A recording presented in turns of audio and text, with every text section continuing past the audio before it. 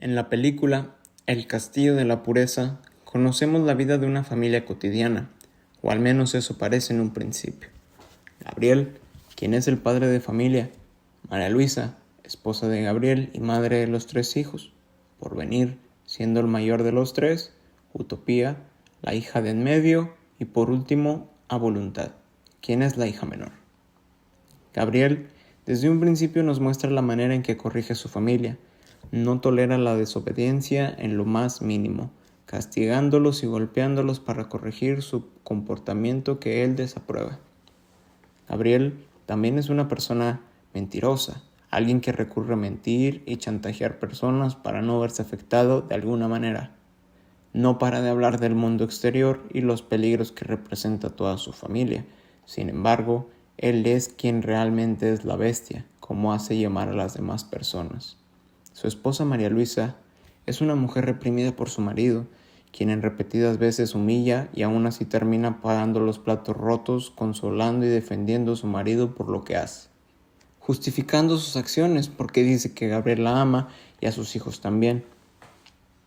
Los 3 hijos tienen una personalidad parecida, callados, sumisos y con unas ganas inmensas de conocer el exterior, ya que su padre los tiene encerrado por 18 años en su casa, por lo mencionado anteriormente, que es los peligros del exterior según su padre. Al estar educados de la misma manera por su padre, es raro cuando llegan a desafiarlo, ya que Gabriel al más mínimo detalle opta por corregirlos y estos por miedo solo reciben el castigo. A lo largo de toda la película vemos la unión de la familia, aunque no sea de la mejor manera. Incluso en el final, cuando todo se sale de control y Gabriel está por ser arrestado, su familia no quiere que se lo lleven a pesar de todas las acciones que ha hecho, lo cual demuestra que a veces las personas están cegadas por el amor que le tienen a alguien, aun y cuando éste no los deja vivir. La película Canoa del año 1975 narra la tragedia ocurrida el 14 de septiembre del año 1968 en el poblado de San Miguel Canoa, Puebla. En esta historia conocemos un pequeño pueblo humilde y liderado por la iglesia, más bien por el sacerdote del pueblo, quien tiene de su lado a todos por lo que predica y hace creer en el pueblo ignorante, que no ve más allá de la religión y se siente amenazado frente a cualquier visitante. El sacerdote es una persona fría, manipuladora y que, al igual que el pueblo, no recibe bien a las personas que no forman parte de la comunidad. Esto lo podemos ver justo cuando nuestros otros protagonistas llegan al pueblo, quienes acuden ante él para conseguir dónde dormir, y él, por desconfiado y cerrado, no les permite la estancia en la iglesia y les pide que mejor se retiren. Las 5 personas involucradas se llaman Julián, Roberto, Jesús, Ramón y Miguel, todos ellos trabajadores de la Universidad de Puebla, todos ellos muy alegres y simpáticos. Lástima que no supieron a dónde se fueron a meter. Tras las falsas acusaciones del sacerdote, los 5 estudiantes son perseguidos por el pueblo entero, haciéndolos ver como unos comunistas que llegaron a repartir el caos y falsa predicación al pueblo. A pesar de los intentos de algunos miembros de la comunidad de hacerle ver a la gente que no eran nada más que unos simples turistas que iban a pasar la noche ahí, todo fue en vano, pues era más la convicción de los habitantes por deshacerse del mal que vino a atormentar el pueblo según el padre. La ignorancia de un pueblo frente a la inocencia de 5 personas terminó en una tragedia en la cual 4 de ellos fueron linchados hasta la muerte y teniendo un solo sobreviviente. A pesar de que al final se desmintió lo que decía el padre y por ende el pueblo tuvo problemas con el gobierno por lo acontecido, la gente siguió fiel y creyente de la religión, o quizás era más su lealtad al Señor que les predicaba según él la verdad. El verano del 68, una tragedia más en la historia mexicana. Una película hecha para recapitular lo ocurrido durante las protestas estudiantiles frente a la represión del gobierno, que además nos narra la historia de amor entre Julián y Ana María. Julián, un chico amigable, respetuoso y humilde, además de ser estudiante de arquitectura de la Facultad de la UNAM, quien es partidario del movimiento estudiantil, con el sueño de llegar muy lejos en su carrera, queriendo ser un arquitecto importante al igual que otros arquitectos mexicanos. Julián conoce y se enamora a primera vista de Ana María, una chica simpática, alegre y amable, que también quiere formar parte del movimiento estudiantil impulsado por los alumnos de la UNAM. Teniendo como padre un político en contra del movimiento estudiantil, llamando a los estudiantes como delincuentes y argüenderos, Ana María, sin hacer caso a las llamadas de atención de su padre, decide continuar con el movimiento, exponiendo los abusos de la autoridad de la ley frente a los estudiantes. La manera de terminar con el movimiento de parte del gobierno, vez tras vez, se va tornando más violenta, llegando incluso a matar estudiantes mediante la tortura para poder sacarles información sobre el movimiento. Todo se torna oscuro cuando el gobierno quiere incriminar a los estudiantes, exponiéndolos como delincuentes y alteradores del orden para ocultar la forma en la que el gobierno abusaba del poder. Esto debido a que en el mismo año México se ponía en el mapa de todo el mundo al tener como sede las Olimpiadas del año 1968 y el presidente, por querer limpiar su imagen ante todo el mundo, opta por reprimir el movimiento estudiantil con un tiroteo a estudiantes en la ciudad de Tlatelolco, dando fin a la vida de varios partidarios del movimiento e incluso la vida de nuestro protagonista, Julián. Una lluvia de injusticias, torturas y muertes ocurren a lo largo de toda la película. Quizás nos podemos distraer un poco por la historia de amor que vemos en la película, pero no hay que quitar el ojo de encima de lo verdaderamente importante que fueron todas las injusticias hechas por el gobierno mexicano. ¿Hasta dónde puede llegar un presidente con tal de mantener una reputación? Y no solo un presidente, sino todo el equipo detrás de las acciones ocurridas en ese año trágico para la historia mexicana. El año de la peste. Una película muy interesante para ver hoy en día, ya que coincide con que actualmente el mundo atraviesa por una pandemia mundial. En ella conocemos al doctor Pedro Sierra, quien es el que habla las cosas como son, quien ve lo que está ocurriendo y es de los primeros en darse cuenta de que lo que está pasando no es una simple coincidencia, sino que se trata de algo más delicado que si no es tratado de la manera correcta puede cobrar una factura muy grande a la población. Es el primero en acercarse al gobierno y presentarle lo que está ocurriendo. El alcalde ignora por completo las declaraciones del doctor por querer mantener al pueblo en calma y sin alarmarlo, pues una noticia como esta podría generar la preocupación de las familias por su bienestar y alterar el orden público. El gobierno, como siempre, tratando de no alterar al pueblo por la situación que atraviesa el país, no informa bien a la ciudadanía. Como toda pandemia, empieza poco a poco a tomar fuerza, unos cuantos casos en común que no son relevantes para el gobierno. Mientras van subiendo de tono cada vez más, comienza a ser preocupante y cuando se dan cuenta y quieren hacer algo, ya es demasiado tarde para contrarrestar lo hecho por la peste. Tomando miles de vidas por una mala información brindada tarde por un gobierno que no pudo controlar la situación y se le salió de las manos.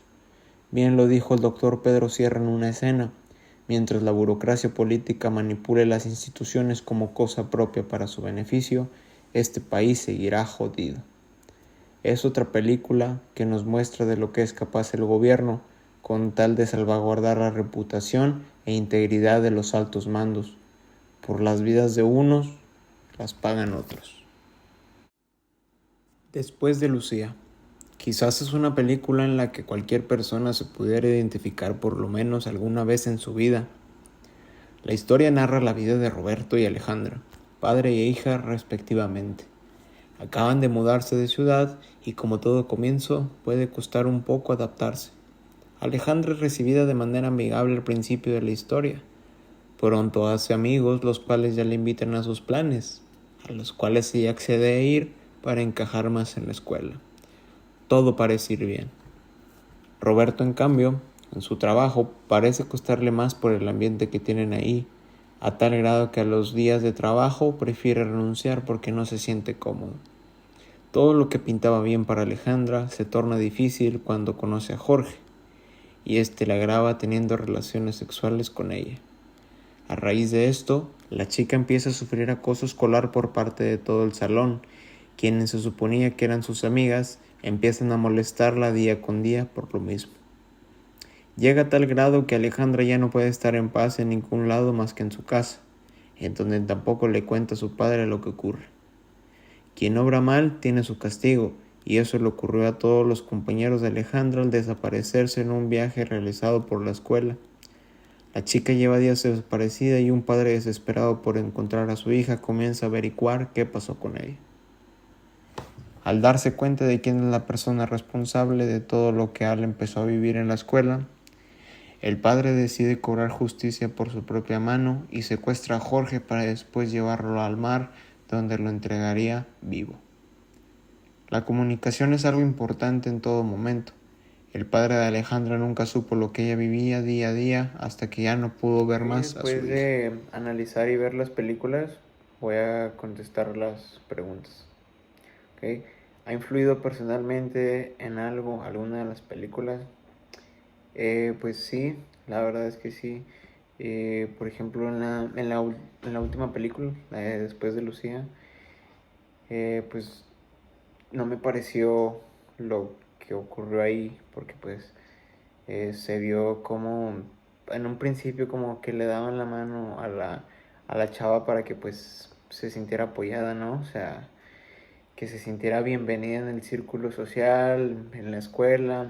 O sea, cómo fueron amistades falsas con las que se encontró para que pues al final terminaran pues cambiando literalmente a la chava.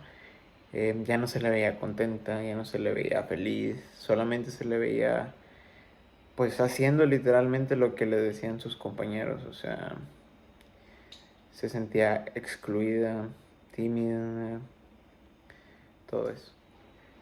¿Te enseñó algo? Sí, cada película creo que me llevó una pizca de aprendizaje, o sea, cosas que no sabía. Y pues por poner algún ejemplo, pues podría ser lo de los gobiernos, ¿no?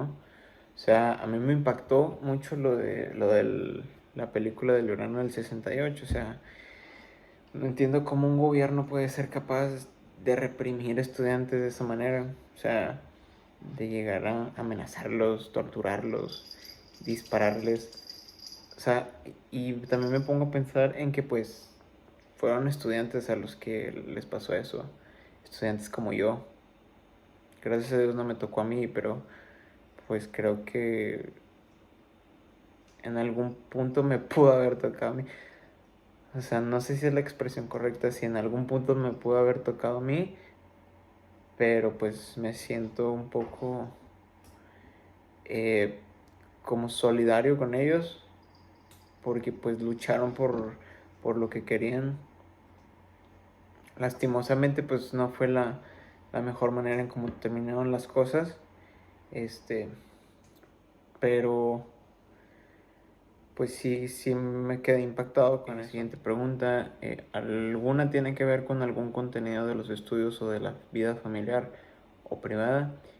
Pues contenido de los estudios, pues yo creo que sí, ¿no? Porque pues, por ejemplo, en esta materia estamos viendo lo que viene siendo el cine, ¿ok? Al ver estas películas, pude ver diferentes géneros de cine, pues en películas mexicanas, ¿ok? De la vida familiar. Pues creo que sí, porque, por ejemplo, en la película de Después de Lucía, pues no sé, yo como que siento que tengo una relación buena con mis padres, ¿no? Eh, pero no muchas veces les comento todo lo que hago, de cómo me siento, de lo que vivo, de las experiencias que tengo.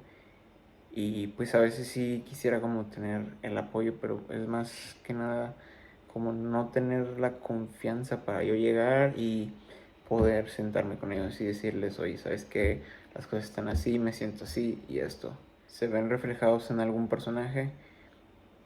Así como si fueran espejos, como si yo me estuviera viendo a mí mismo en el personaje, no, pero creo que sí me llevo un poco de algunos personajes. Por ejemplo, del doctor Pedro, de la película de El año de la peste. Pues él es una persona que pues quiere hablar con la verdad, ¿no? O sea, quiere decir las cosas como son y pues lo que está pasando. Creo que yo soy una persona así, no me gusta ocultar las cosas, o sea, quiero que pues las personas sepan la verdad, las cosas como son, y pues porque, ¿cuál es la necesidad de mentir, no? De ocultar las cosas para que otros no salgan, pues ya sea heridos o, o evitar que alguien salga beneficiado, ¿no? Eh, También pues en Julián pues creo que como lo hizo en la película, pues es un estudiante como yo, que quiere llegar muy lejos en su carrera. Yo también quiero hacer lo mismo. O sea, yo también me gustaría pues plasmar plasmar mi huella de alguna manera en, en lo que me voy a dedicar, ¿no?